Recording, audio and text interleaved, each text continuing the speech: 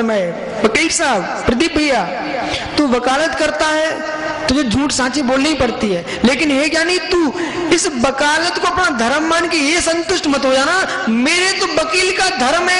हाँ, वकील का धर्म है, लेकिन तेरी आत्मा का धर्म नहीं है। ये रोटी के टुकड़ों के पीछे कितने काले के सफेद, सफेद के काले कर डाले तूने ज्ञानी। जब भी मौका मिला छोड़ देने का। नहीं करूंगा। मैं क्यों? जीवन जीने के लिए झूठ बोलना कोई बहुत जरूरी नहीं है। जीवन में दिखाने के लिए झूठ बोलना जरूरी पड़ जाता है। जीवन जीने के लिए क्या झूठ बोलने का? ठीक है, महलों में नहीं रह पाएंगे, लेकिन झोपड़िया में रह देंगे। पर ज्ञानी वो झोपड़ी ठीक है, वो असत्य से शून्य है, पर वो महल ठीक नहीं है जो असत्य से शून्य है, सत्य से शून्य है। कठिन तो है, कठिन तो है, मैं मानता हूं इस बात को, कठिन तो है, लेकिन ज्ञानी व्याख्या तो सत्य का ही करना पड़ेगा। यदि इतना कठिन आपसे नहीं बोलेंगे तो आप तो बिल्कुल मस्त हो ही, इसमें कोई शंका भी नहीं है, है ना? सब मस्त है, बोले हम बड़े आनंद से जीवन जी रहे हैं। पर वर्तमान का ही आनंद मत देखो, भविष्य पर भी ध्यान दो। जैन हो ना आप लोग? जैन हो? आस्तिक हो कि नास्तिक हो? आस्तिक हो ना? यदि आस्तिक हो तो ध्यान रखो, अगली पर्याय भी होगी, उस पर भी ध्यान दो। अरे चलो, अगली पर्याय आप नहीं देख पा रहे, मैं आज की पर्याय दिखा देता हूं। डॉक्टर साहब, एक छोटी सी बात बता दो, मैं समाप्त कर रहा हूं। भैया, जो युवक, हमारे सभी युवा ध्यान देना, जो युवक युवा पर्याय में ग्रस्त में रह करके भी संयमित रहते हैं, उनको बुढ़ापा देर से आता है।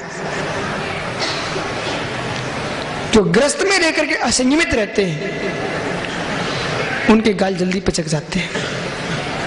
शरीर सुदृढ़ रहता है। देखो, मैं स्पष्ट शब्द में बोले देता हूं, कम से कम 5 दिन शील का तो पालन करें, और महीने में संयम से रहते हैं, वर्ष में संयम से रहते हैं। विश्वास रखना, वे ग्रस्त होकर के भी संतान भी सुदृढ़ होती है, उनका शरीर भी सुदृढ़ रहता है। जो कीड़े बन जाते विषयों के, वे कुछ ही दिन में बूढ़े हो जाते हैं। ऐसा होता कि नहीं? तो वर्तमान का असंयम तुमको वृद्ध अवस्था में रुलाता है, और वर्तमान का संयम वृद्ध अवस्था में मुस्कुराता है। तो सभी युवा भैया ध्यान रखना, संयमित जीवन जीना आप उनको। शादी संयम है, असंयम नहीं है। महाराज क्या बोल दिया? हाँ, मैं संभल के बोल रहा हूं, शादी असंयम नहीं है, शादी संयम है। उनके लिए, श्रावकों के लिए, अनुवृत्ति के लिए। क्यों असंयम? क्यों संयम है? शादी की नहीं, उस शील का पालन किया नहीं, उस पापी से कह रहे तू शादी कर लेता तो अच्छा था, कि लाखों को देख रहा था, तो वो असंयम छूट जाएगा, एक पर दृष्टि टिक जाएगी, तो यानी लाखों का त्याग हो गया, ये असंयम हो गया।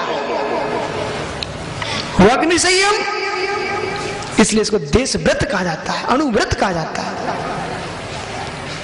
व्रत शब्द जुड़ा हुआ है, इसलिए ध्यान दो। सो स्त्री में भी संयम होना चाहिए, असंयमित मत रहना, संयम में संयम का पालन करना।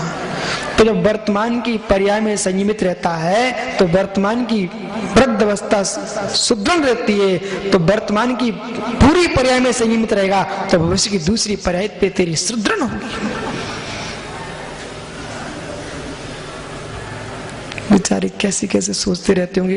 अब आप कुछ भी सोचते रहो, कुछ लोग तो ये सोचते, बोले महाराज आप बिल्कुल कह ही देते हो। अरे मैं क्या करूं, हमारे तीर्थंकरों ने आदेश दिया है उपदेश में कोई छिपा छिपी नहीं करने का। स्वदेह तस्यायम ए आत्मा स्वदेह प्रमाण है, स्वदेह प्रमाण है, ज्ञान मात्रोपि, स्वभाव दृष्टि से ज्ञान मात्र नहीं, एकांश नहीं, तथा सर्वतस्यायम आत्मा सर्वगत भी है। केवली लोग संपूर्ण समुद्घात करते हैं, उसमें आत्मा के प्रदेश संपूर्ण लोक में व्याप्त हो जाते हैं। आत्मा सर्वगत भी है, विश्वव्यापी न सर्वथा, विश्वव्यापी भी है आत्मा, न सर्वथा, एकांत से नहीं अनेकांत से। पूरी पांचवी कार का चौथी कार का न्याय से परिपूर्ण है। अपन आगे व्याख्यान करेंगे, सभी मन बना के आना, कठिन भी हो तब भी झेलना है ना। झेलना कोई बुरा शब्द नहीं है, लोगों ने उसको बदनाम कर दिया शब्द को। अरे तीर्थंकर की वाणी को गर्दन परमेश्वर झेलते हैं ना, कितना श्रेष्ठ शब्द है, झेलना, पवित्र प्रणामों से झेलना। अब क्या करूं, लोग बदनाम कर देते हैं, इनने मुमुक्षु शब्द छोड़ दिया। अरे कोई व्यक्ति भी विशेष मुमुक्षु कह रहे, क्या तुम नरक इच्छुक हो क्या? हम सभी मुमुक्षु हैं। ओ ज्ञानी हो, ज्ञानी हो ना? मैं ज्ञानी हूं। यदि तुम ज्ञानी है तो आज घर में बैठ के चिंतन करना। ज्ञानी आज घर में चिंतन क्या करना मालूम? अहम विकारी भाव रहितो हम, विकारी भाव रहितो हम, विकारी भाव रहितो हम। बोलो,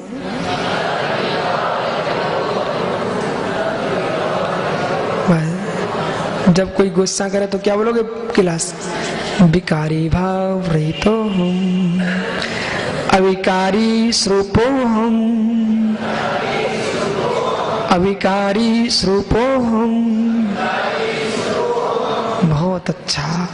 आत्मा स्वभावम परभाव भिन्नम, आत्मा स्वभावम, आत्मा का स्वभाव प्रभाव से अत्यंत भिन्न है। भगवान महावीर स्वामी की। ज्ञानियों बहुत सरल श्लोक है, याद करो तो बहुत अच्छा होगा। हाँ?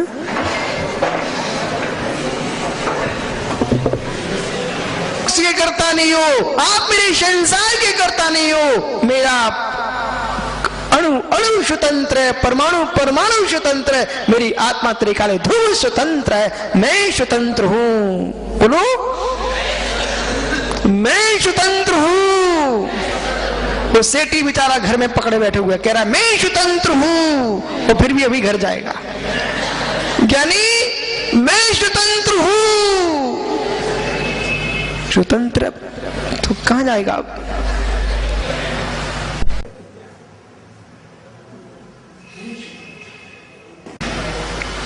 मैं स्वतंत्र हूं। हे ज्ञानियों, निश्चय की रस्सी में पकड़े बैठे हो तो परतंत्र ही हो तुम, व्यवहार की रस्सी पकड़े बैठे तो परतंत्र हो। तुम दोनों परतंत्र हो। निर्ध्रुव अखंड आत्मा मात्र स्वतंत्र है। ये सब मिथ्या दृष्टियों की भाषा है। मैं निश्चय वाला हूं, मैं व्यवहार वाला हूं। अरे ज्ञानी, तुम मिथ्यात्व में डूबे हो। यदि धर्म है उसका नाम है मैं स्वतंत्र हूं। इन रस्सियों को भी छोड़ो। नए धर्म है क्या? नए धर्म है क्या? नए धर्म नहीं है। ए मुक्ता ने पक्षपातम स्वरूप गुप्ताम निविशंत नित्यम। तो नए के पक्षपात से शून्य हो चुका है, स्वरूप में लीन है। ओहो, स्वरूप गुप्ताम निविशंत नित्यम। तो वही जीव अमृतम पिबंती। शांत चित्ता, जो शांति चित्त हो चुका है, इसका नाम कहने ध्रुव धाम आत्मा का स्वभाव है। इसलिए भ्रम में कभी मत पड़ना, कभी मत पड़ना। यथार्थ में जो तत्व ज्ञानी होगा वो कभी टूट फूट की बात नहीं करेगा। जो मिशन चलाना चाहता है वो समाज के टुकड़े करके बैठ जाएगा। जो स्वभाव को जानना चाहता है वो कहेगा सेठ जी, हे ज्ञानी, निश्चय पोथियों का व्याख्यान है, व्यवहार पोथियों का व्याख्यान है। स्वरूप निश्चय व्यवहार दोनों से शून्य है, इसलिए शून्य स्वरूपो हम, शून्य स्वरूपो हम, शून्य स्वरूपो हम। अहंकारम बिंदु से युक्तम नित्यम ध्यायन्ति योगिनः। कामदम मोक्षदम चैव ओंकाराय नमो नमः। ओंकार पर जो शून्य है वो अशरीरी सिद्धि का प्रतीक है।